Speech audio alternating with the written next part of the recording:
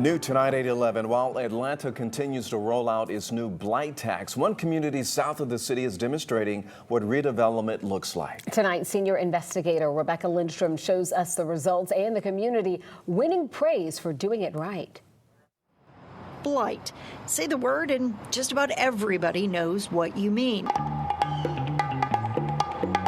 Just in case you're confused, here are a few examples. Most communities agree they don't want it.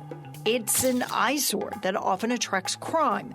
Still, getting rid of these rundown properties isn't easy.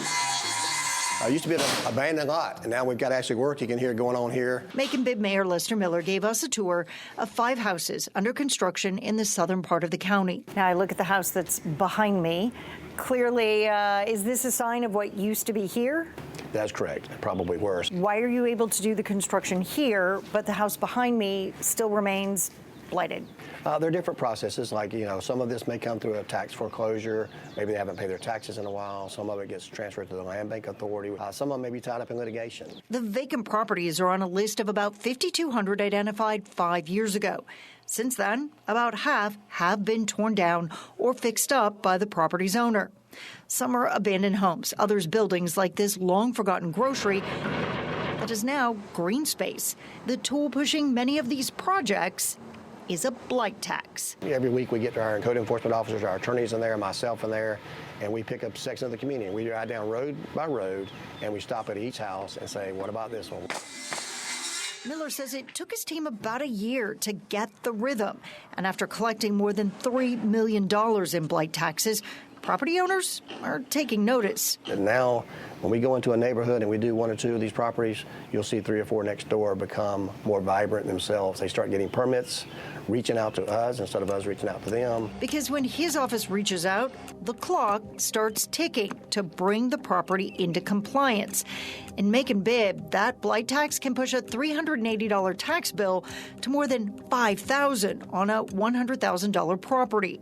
It's about trying to prevent and mitigate the blight before it happens. 11 Alive investigates surveyed communities across the metro to see how or if they're using the tool. In the decades Kennesaw has had the option on its books, it's only applied it to 5 properties. Cobb used it once on a rundown strip mall, now redeveloped. But in less than 2 years, Forest Park has used the tax to get 65 properties turned around. Now DeKalb is warning its residents on social media its blight tax has gone into effect. If you're not maintaining your properties, then you're going to pay an increased tax rate. Which is why some in Atlanta are so frustrated. 2 years after passing its blight tax, it is yet to assess a single property. Because these houses aren't in Macon.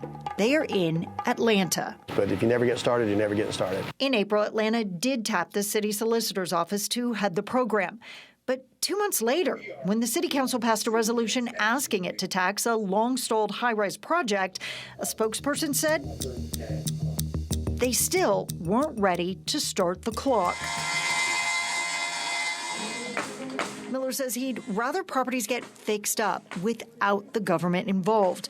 But if hitting absentee owners in the wallet is what it takes, at least Macon Bib uses the money towards projects like these. This is going to be about a 3-bedroom house here, probably 1,200 square feet. A crime hotspot, now affordable housing and hope. Rebecca Lindstrom, 11 Alive, investigates. And as always, if you have a tip for Rebecca or our 11 Alive Investigates team, you can reach out by calling the number here on your screen. It's 404-873-9111. You can also send us an email to investigates@11alive.com.